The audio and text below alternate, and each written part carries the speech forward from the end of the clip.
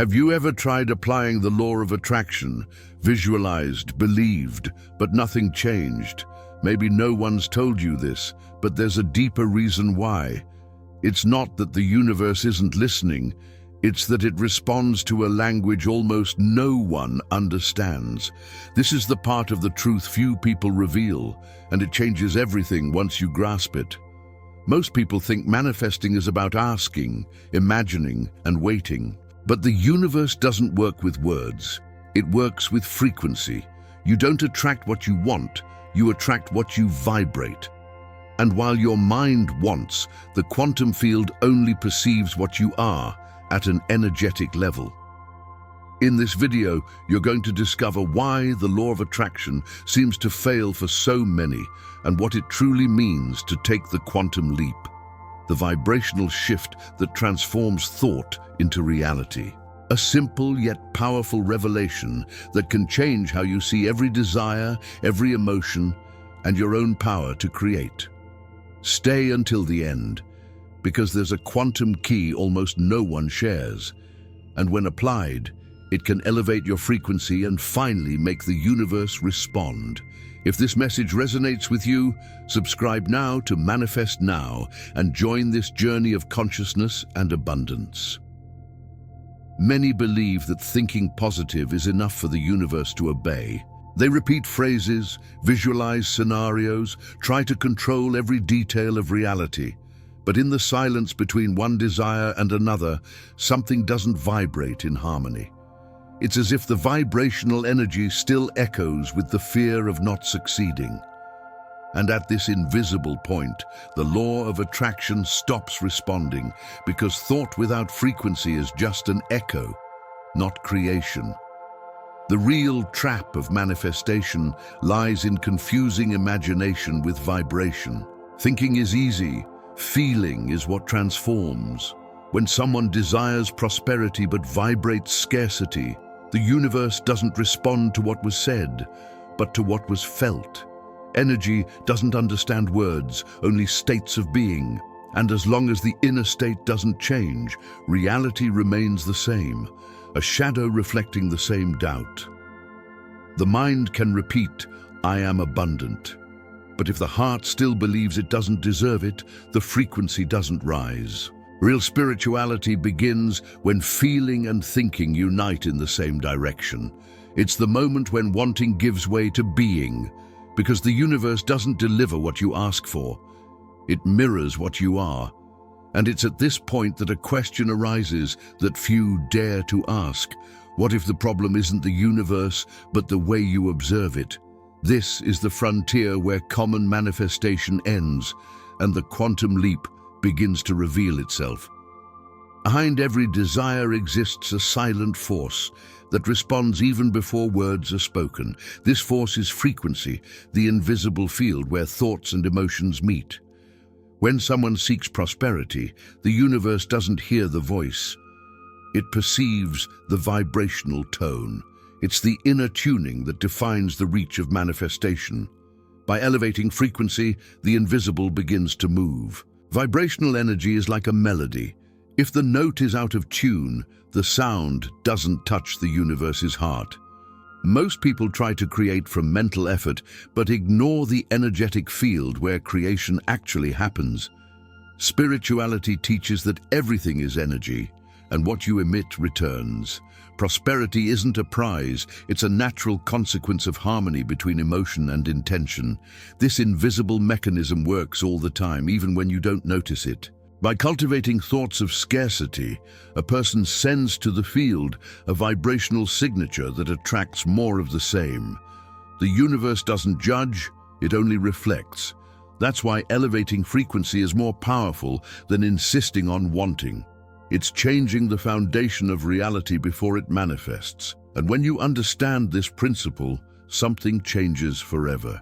You realize that power isn't in asking, but in aligning. Still, a troubling doubt arises. If wanting gets in the way, how do you manifest without wanting? This is the contradiction that the next step begins to dissolve. The more someone tries to attract what they want, the more distant it seems to become. It's like chasing your own reflection in water. The more you stir, the murkier it gets. This is the paradox of the search. Intense desire reveals at the same time absence, and the universe doesn't respond to conscious intention, but to the vibrational state of the one asking. As long as wanting vibrates lack, manifestation remains postponed. The law of attraction is simple, but it's not linear. The act of desiring carries within it the seed of lack. That's why those who incessantly seek abundance often vibrate scarcity. The energy of I want differs from the energy of I am. True spirituality begins when the mind stops begging and starts embodying the desired state. It's at this point that vibration changes and the universe begins to respond differently. Blind searching creates resistance, its attachment disguised as faith. While a person tries to control timing, form, or outcome, they remain bound to their own limitation. Prosperity doesn't flourish in soil of anxiety. When the heart releases control and trusts the flow, the quantum field naturally reorganizes itself. But for this to happen, something greater than positive thinking is needed. A shift in vibrational identity is required. And this is where the quantum leap stops being theory and becomes experience. The quantum leap isn't a physical movement, it's a shift in state of being. It's the instant when consciousness abandons I want and awakens to I am.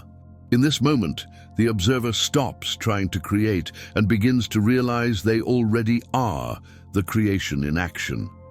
Vibrational energy expands, frequency elevates, and reality responds with new possibilities. What seemed distant draws near, not because it was sought, but because it was finally allowed. Taking a quantum leap is crossing the frontier between thinking and feeling. It's letting the mind rest and the energetic field take command. Spirituality teaches that all transformation is born when the human being recognizes they're part of the same field they observe. There's no separation between creator and created.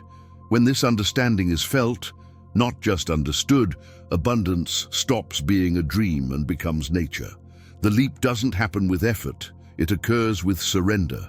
It's the moment when the old identity dissolves and a new vibrational pattern occupies the space. Prosperity, love, and fulfillment become accessible frequencies because consciousness has learned to tune into them.